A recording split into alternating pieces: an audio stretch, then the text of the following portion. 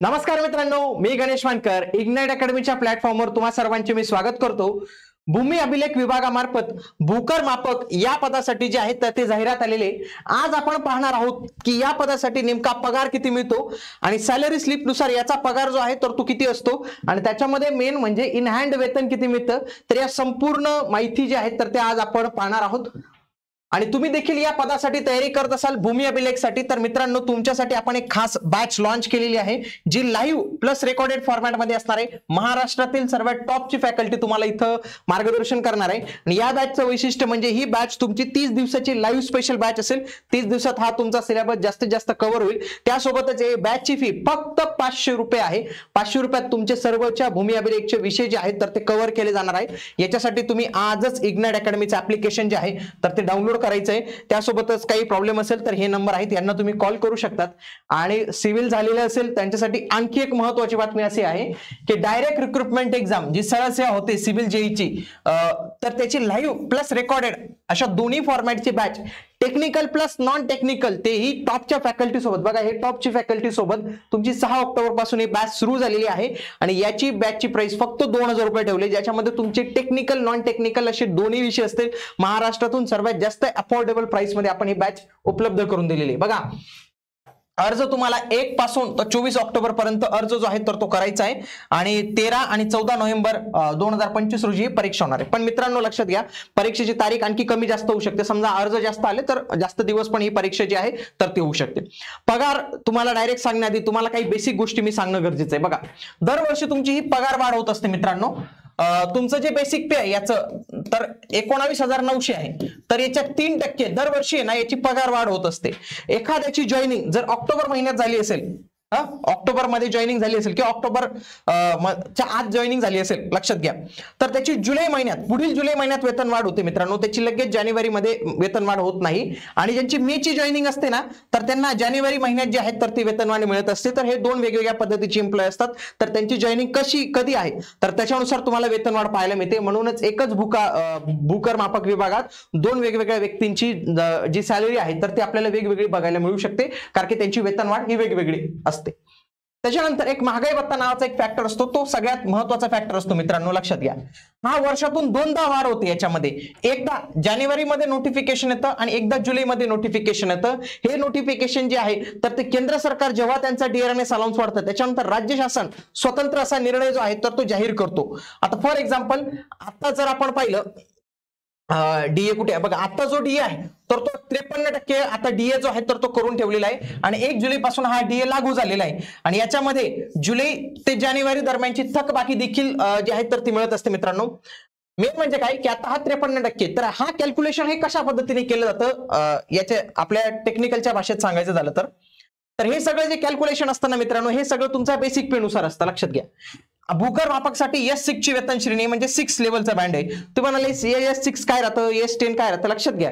जेवढा हा नंबर मोठा असतो ना समजा S1 असेल त्याची सॅलरी कमी असते S2 असेल त्याची सॅलरी जास्त असेल म्हणजे जेवढा हा नंबर मोठा असतो ना तेवढी तुमची सॅलरी ही जास्त असते।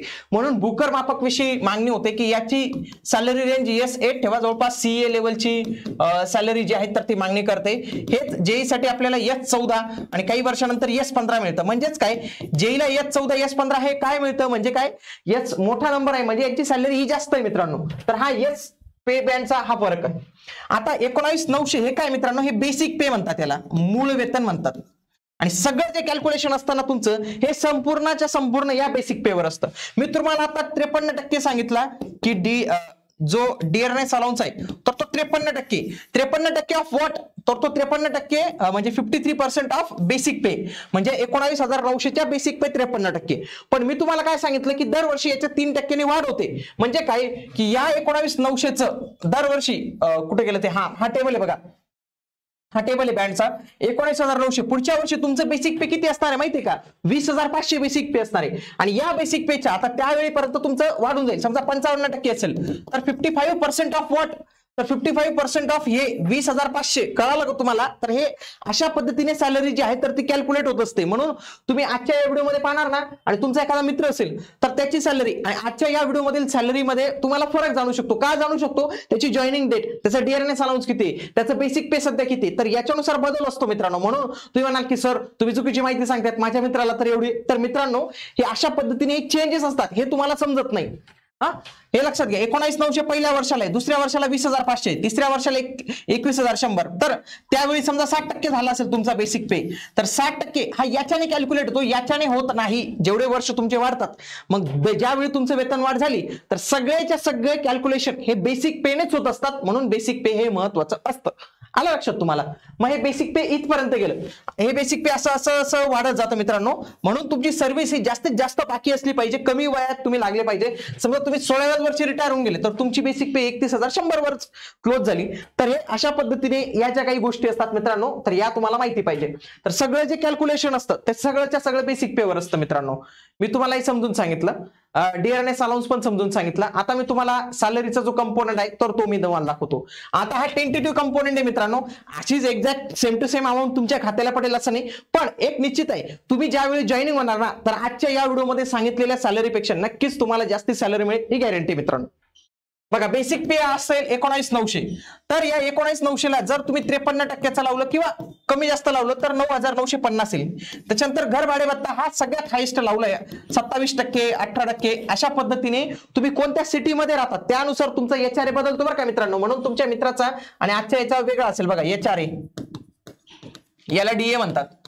तर समजा हा कोणी मुंबईमध्ये असेल तर ऑब्व्हियसली याचा जास्त असेल ना. मुंबई, पुणे, नागपूर अशी काही मेट्रोपॉलिटन सिटी त्यांचं वेगळं आहे. त्याच्यानंतर 2 नंबरचे शहर आहे आणि त्याच्यानंतर आणखी काही तालुका लेवलचे ऑफिसेस असतील तर तिथं तुमचा बेसिक पे हा वेगळा बघायला मिळणार आहे मित्रांनो. एचआरए वेगळा बघायला मिळणार आहे.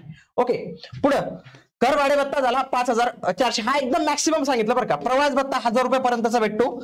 पेन्शन हा काय असतं माहितीये का, हे तुमच्या पगारात गव्हर्नमेंट टाकतं तर ते आहे 4,179. सीएलए नावाचा प्रकार असतो तो 200. अशी तुमची टोटल सॅलरी ही 40,000 बनते. पण ही 40,000 तुम्हाला इन हँड ते देत नाही, त्याच्यामध्ये काही गोष्टींची कपात करतात. त्याच्यानंतर बघा प्रोफेशनल टॅक्स हा 200 रुपये हा प्रत्येकाला असतो. स्टॅम्प रेव्हेन्यू 1 रुपयाचा तो प्रत्येकाला अलाव असतो. त्याच्यानंतर जीआयएस म्हणजे काय असतो मित्रांनो, तो ग्रुप इन्शुरन्स असतो. तुमचे जे इन्शुरन्स असते तर तो याच्यामध्ये केला जातो 360 रुपये.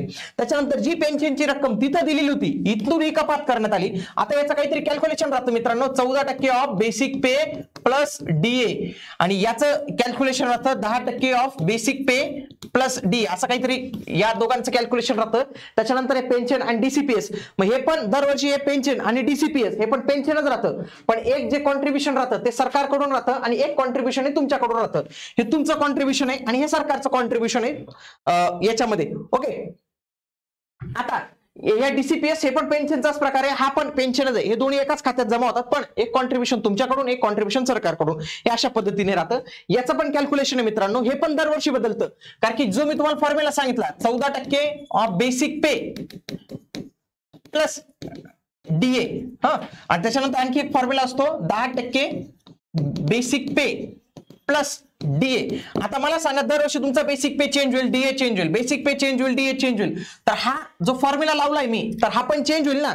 तर त्याच पद्धतीने हे पण चेंज होतं मित्रांनो. हा पेन्शन पण चेंज होईल, हे डीसीपीएस हे चेंज होईल. स्टॅम्प रेव्हेन्यू 1 रुपया असतो, तो सरकारने वाढवला तरच वाढतो, नाही तर नाही वाढत. जवळपास अशी 7,725 रुपयांची रक्कम तुमची कपात होत असते. मूळ वेतन 40,000 आलं पण 7,000 कपात झाले, असे 32,000, जवळपास 32 ते 33,000 रुपयापर्यंतच इन हँड मिळतं. आणि लक्षात घ्या काही उमेदवारांना 29 पर्यंत पण पेमेंट मिळतं, काहींना 30चं पेमेंट आहे, काहींना 32चंही पेमेंट आहे. तर हे पेमेंट व्हॅरी का बरं होतंय माहितीये का, याला कारण महत्वाचं ते म्हणजे एचआरए आहे. सध्याच्या स्थितीला एचआरए हा एक मोठा फॅक्टर आहे की त्याच्यामुळे हे कॅल्क्युलेशन बिघडतात. म्हणून काहींचं पेमेंट तुम्हाला 29 पाहायला मिळेल, 30 पाहायला मिळेल, 31 पाहायला मिळेल, 32 पाहायला मिळेल, पण याच्यापेक्षा जास्त पेमेंट जाणार नाही. हे मी मॅक्सिमम पॉसिबिलिटी जी आहे सांगितलेली. पण हे पहिल्या वर्षाचं पेमेंट आहे मित्रांनो. ज्यावेळी मी परत दुसऱ्या वर्षात जाईल तर त्यावेळी माझा बेसिक पे वाढलेलं असेल. म्हणजे अशा गोष्टी तुमचं दरवर्षी हे पेमेंट जे आहे तर ते वाढत जाणार आहे. आलं तुम्हाला लक्षात? तर अशा पद्धतीने सॅलरी जी आहे तर ती कॅल्क्युलेट तुमची इथं ही केली जाते. हे फार महत्वाचं कॅल्क्युलेशन होतं हे तुम्हाला सांगणं, कारण की तुमच्यापैकी बरेच मित्र म्हणतात की सर बुकर मापकला कमी पेमेंट असतं, मी का जॉईन करा? मित्रांनो, पेमेंट हे वाढतंय त्यांचं, आणि फिक्स वाढ आहे बरं का. असं नाही की तुम्ही खूप उत्कृष्ट अशी कामगिरी केली पाहिजे प्रायव्हेट सारखी, तसं काही नाही. फिक्स ठरलेलं आहे, 3% वाढ होणारच आहे तुमची, तर त्या पद्धतीने तुम्हाला पेमेंट हे मिळून जाणार आहे. आणि मित्रांनो, तुमच्यासाठी एक महत्वाची आणखी एक घोषणा आहे आपल्याकडे, की आता या भूमी अभिलेखसाठी तुम्ही तयारी करतायत, पण खूप सारे उमेदवारांना याच्याविषयी पाहिजे तेवढं नॉलेज कमी पडतं, कारण की त्यांची IBPS ची टेस्ट सिरीज आहे, नवीन आहेत, ITI वाले आहेत, काही सिव्हिल वाले आहेत, फर्स्ट टाइम देत आहेत, यांना माहिती नाही आहे कशा पद्धतीचे प्रश्न येतात. त्याच्यासाठी आपण काय केलेले की याच्या 100 टेस्ट, किती मित्रांनो, 100 टेस्ट तुमच्यासाठी फक्त 9 रुपयात उपलब्ध करून दिलेले आहेत. किती? फक्त 9 रुपयात. एकदम नाममात्र फी आहे, ते पण टेक्निकल काही गोष्टी आहेत म्हणून आपण ते 9 रुपये फी आपल्याला ठेवावी लागते.